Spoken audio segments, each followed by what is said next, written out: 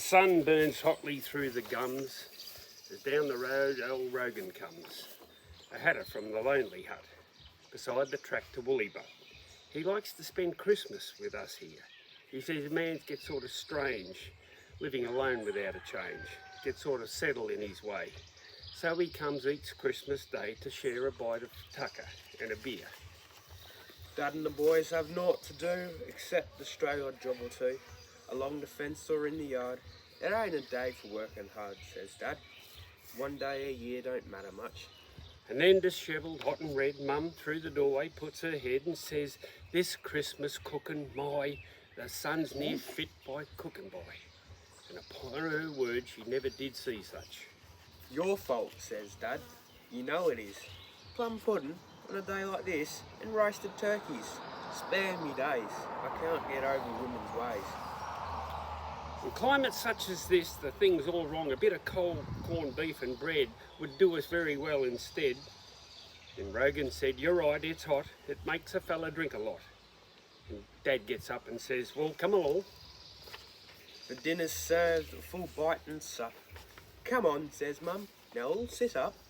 The meal takes on a festive air, and even Father eats his share and passes up his plate to have some more. He laughs, he says, "It's Christmas time. That's cooking, Mum, the stuffing's prime." But Rogan pauses once to praise, and then he eats as though he'd been starved for days, and pitches the turkey bones outside the door. The sun burns hotly through the gums, the chirping of the locust comes. Across the paddock, parched and grey. "Whew," wheezes Father, "what a day," and sheds his vest for coats no man had need. Then Rogan shoves his plate aside and sighs as sated men have sighed at many boards in many climes on many other Christmas times. "By gum," he says, "that was a slap-up feed."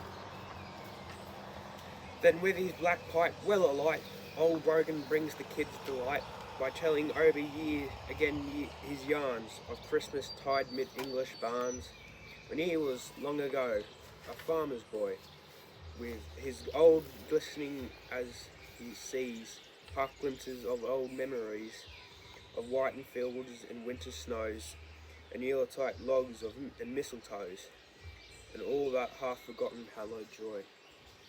The children listen, mouths agape, and see a land with no escape for biting cold and snow and frost. A land to all earth's brightness lost. A strange, a freakish Christmas land to them. But Rogan, with his dim old eyes, grows far away and strangely wise, talks on and pauses but to ask, "Ain't there a drop more in that cask?" And Father nods, but Mother says, The sun slants redly through the gums as quietly the evening comes, and Rogan gets his old grey mare that matches well his old grey hair and rides away into the setting sun. "Ah well," says Dad, "I've got to say, I've never spent a lazier day. We ought to get that top fence wide." "My," sighs poor Mum, "but I am tired, and all that washing up still to be done." Merry Christmas. What he said.